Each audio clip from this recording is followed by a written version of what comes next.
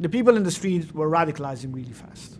And the newspapers started reporting that the people want one thing, and that's jumari or a republic.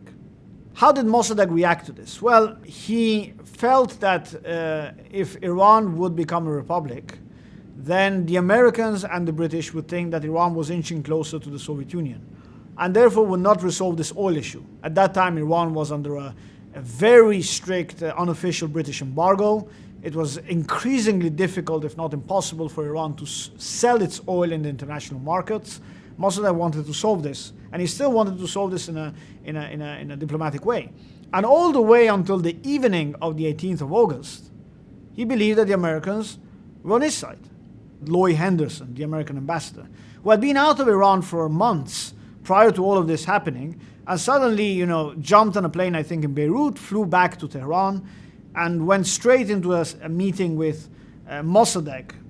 Before going and meeting Mosaddegh, Lloyd Henderson had met Kermit Roosevelt, the main American mastermind of the CIA role and operations there.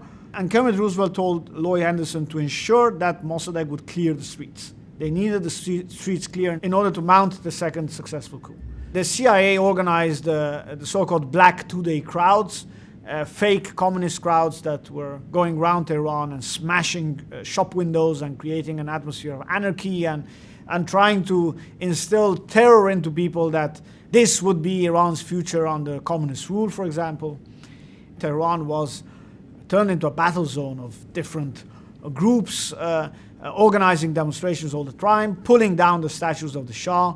Mosaddegh became very apprehensive regarding the extent to which these calls for the Republic were reverberating and were gaining increasing acceptance within the arc of his supporters. Many historians claim that this was the reason why Mosaddegh produced a very important and self-debilitating communique and ordered all manner of political activists against Mosaddegh, supportive of Mosaddegh, had to withdraw from the streets and clear the streets.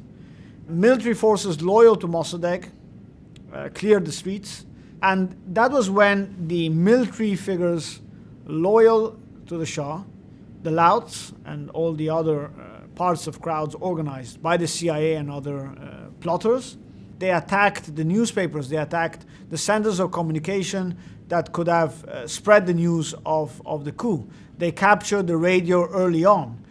And Mosaddegh was simply incapable of reacting fast to this.